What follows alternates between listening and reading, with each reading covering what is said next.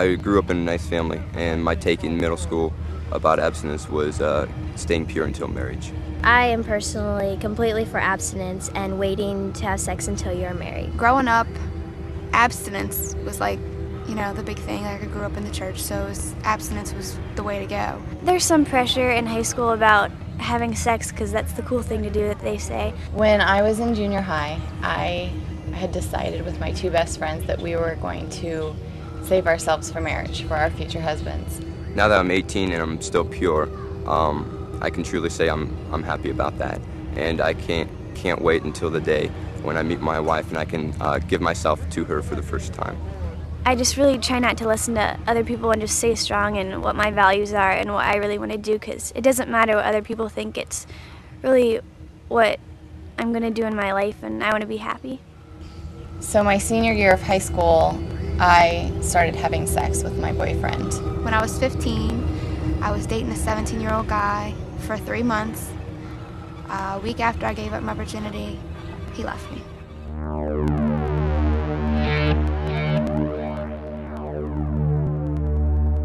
There was a guy who was a great friend of mine, and he said, I know you want to wait till marriage, and I respect you for it, and I'm totally fine with it. And about 6 months into the relationship, suddenly he wasn't so cool with it anymore. That word love is really powerful, and it meant a lot to me at the time, and I really thought that he loved me. After that, I thought it was going to bring us so much closer and that we were going to be so much more in love because of this, and the exact opposite actually happened. And I thought, I don't want to technically have sex with any more guys. So I went back to the mindset of it's not technically sex, so I'm protected. I had no idea that these STDs can spread without technically going all the way. 17 is when I was dating a guy for 8 months and contracted HPV, and I found out when I turned 18. I got a call from my doctor, and he said, Lindsay, we need you to come back in and run some more tests. Your latest checkup shows some abnormal cells. I went back in and found out that I tested positive for the HPV virus. HPV is human papillomavirus. Some strains will cause the genital warts, the physical signs of it, but many strains lead to cervical cancer in women. I kind of didn't really know exactly how serious it was or how serious it could be. I found out that I had a particularly high-risk strain for cervical cancer. Man, let me tell you, to have the treatments hurts.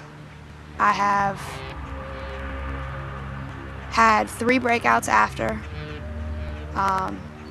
Then after that last time of having a breakout and having to have them burnt off with acid, I have not had another breakout, but I do go through periods of cervical dysplasia, which is precancerous cells on the cervix, in which they go and either laser off or they'll do cryo-freezing of the cervix.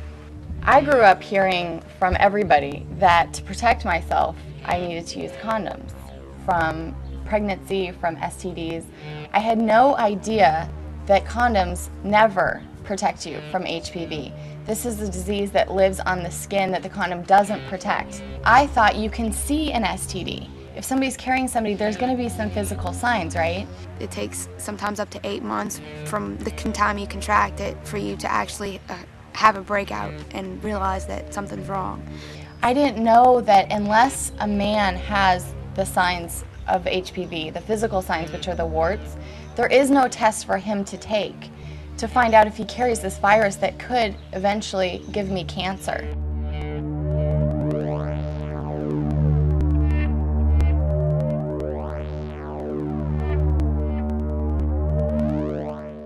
It's not that people want to infect other people, it's that most people just don't know how sick they are inside.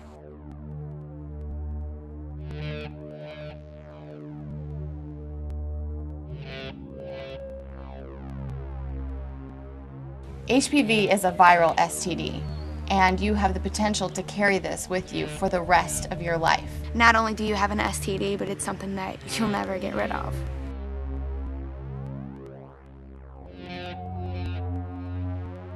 I think about my friends in high school that used to embarrass me because I wasn't having sex, And now I realize what real embarrassment feels like. Real embarrassment is looking somebody in their eyes that you are so in love with and saying, I have an STD, I have an STD, I have an STD. Not, I want to protect myself and my heart and my body and my future. That is not embarrassing. It was the hardest thing in the world to tell this man that I loved that I am infected with a viral STD.